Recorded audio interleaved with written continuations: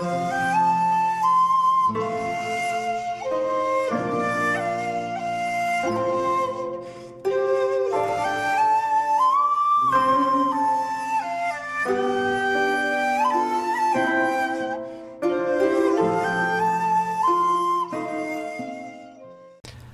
there, this is Solitron from Solitron Films, and welcome to another double take video. And today's double take is Dillinger, featuring two films about the 1930s gangster extraordinaire John Dillinger, featuring 2009 Public Enemies by Michael Mann, and 1973's John Milius debut, Dillinger. These are two films which follow actually fairly closely to the same story. The same plot points are essentially in both films.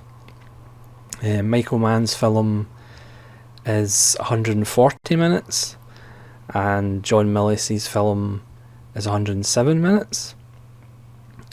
Michael Mann's film was no doubt quite expensive, and Milius's film was roughly about $1 million to make. At that point it was America International's most expensive film, and it's quite fantastic. We'll start with Public Enemies, which stars the lot more handsome than John Dillinger, Johnny Depp,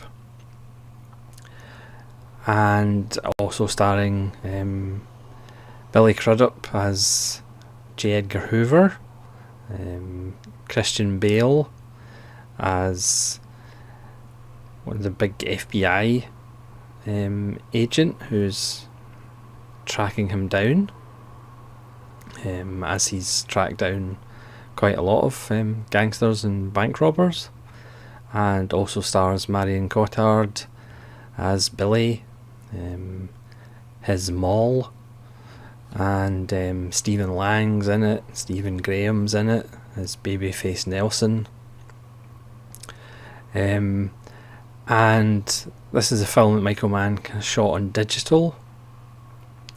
I mean, it's a Michael Mann film, so it looks beautiful, it sounds beautiful, it's a very good film, but there is a kind of distance, I feel, between the subject and the audience.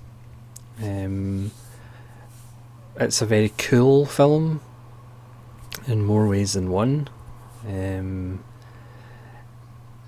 Michael Mann kind of looks at, the fact that Dillinger was a celebrity, and the kind of links to the kind of criminal celebrities we have nowadays. And it follows his growth in notoriety, the fact that he likes being a celebrity, to his eventual arrest, escape, and then the cornering of his gang, and the inevitable that happens at the end of the film. So it's a really nice film. It's very stately. Like I said, it's Michael Mann, so it looks great and it sounds great. But I do feel it's not as engaging as maybe it could have been. And now we come to Dillinger from 1973, and this to me is the better film, even though again it was only made for $1 million. This is Milius's debut.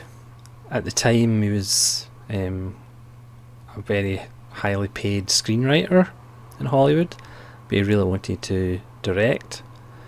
So the producer got him to rewrite the script that he had, with the caveat that he could direct it. And it's really quite fantastic. It stars Warren Oates as John Dillinger, who obviously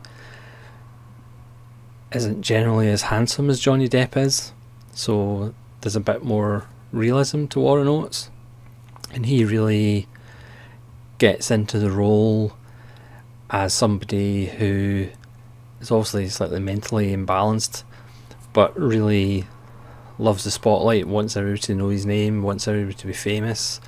As he tells people when he robs banks, you know, you're going to remember this day for the rest of your life. You're going to tell this story to your kids and your grandkids, that you were robbed by John Dillinger. And chasing him in the role of the FBI agent, who I seem to have completely forgotten the name of. Yes, Melvin Purvis. We don't actually see J. Edgar Hoover in this film, we just hear about him. But playing Purvis is Ben Johnson, who is absolutely wonderful. He's got a bunch of cigars that he got as a birthday present from an FBI agent just before 5 FBI agents were killed in Kansas City by various gangsters and bank robbers.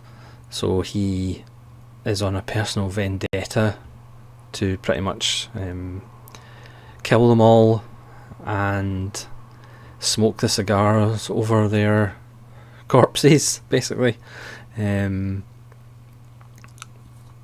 I mean, Ben Johnson is just fantastic.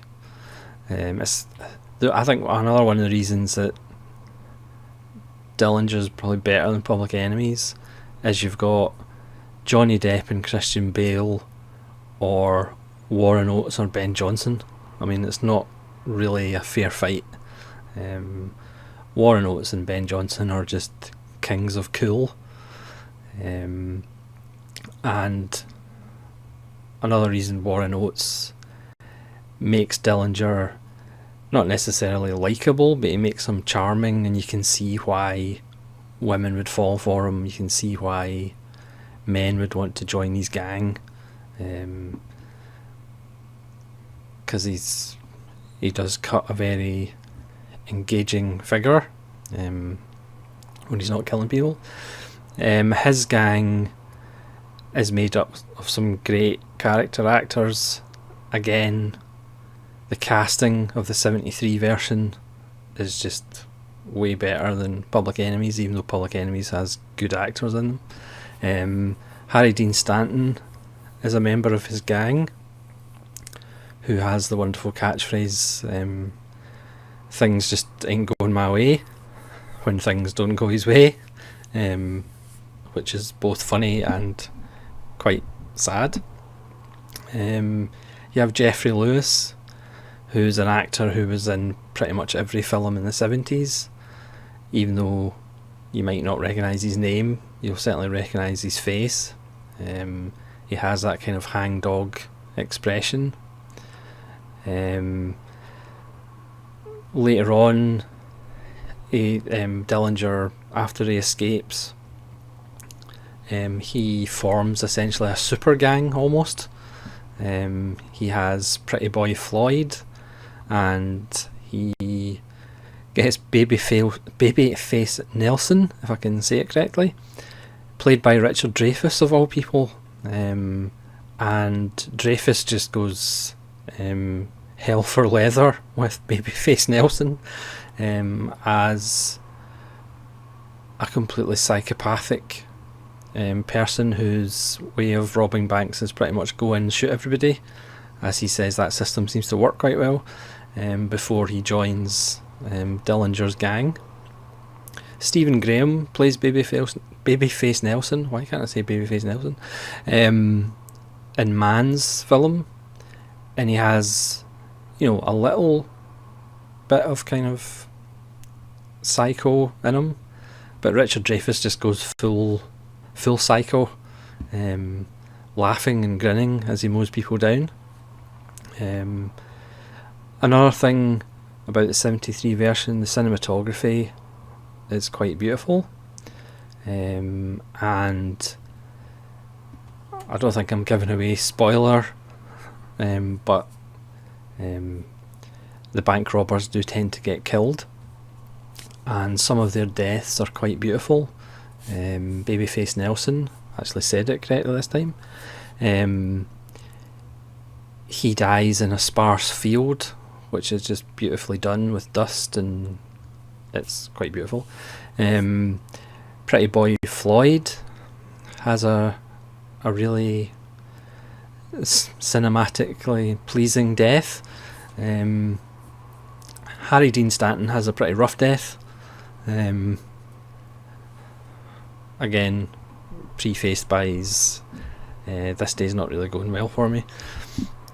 It's just, again, like I was talking about, the Michael Mann film is a little bit distancing. It's a little bit kind of cool to the touch, whereas Milius' Dillinger is really earthy and immediate and in your face, and you can't help but being kind of taken along for the ride, essentially. Whereas again, Michael Mann's is a little bit remote, whereas Dillinger grabs you by the scruff of the neck from the beginning and doesn't really let go. Again, it's the shorter film, and I think that's a good thing, because again, the actual plot, there's not really much to it. And in typical American international pictures, you kind of get a voiceover, you kind of get dates and places coming up in the screen, you get still shots intermixed with newsreel footage, intermixed with real life photographs from the time. So it's really kind of well done. It's a little bit similar to Corman's St. Valentine's Day Massacre from the late 60s with Jason Robards, which I think at that time was the most expensive AIP picture. But again, for $1 million, Dillinger looks absolutely beautiful. And again, it really grabs you by the scruff of the neck. And it's just such a fantastic wee film. So thanks very much for watching. I would advise you to go out and buy both these films, but if you could only afford one of them, I would certainly prioritise Dillinger. This is the Region A Arrow. I don't think it's got a Region B Arrow release. This is an audio commentary by Stephen Prince, who's always very good, who does lots of Japanese commentaries. There's a new interview with the DP, Jules Brenner, who does a wonderful job and actually has a role in the film. There's a newly filmed interview with the producer and a newly filmed interview with the music composer.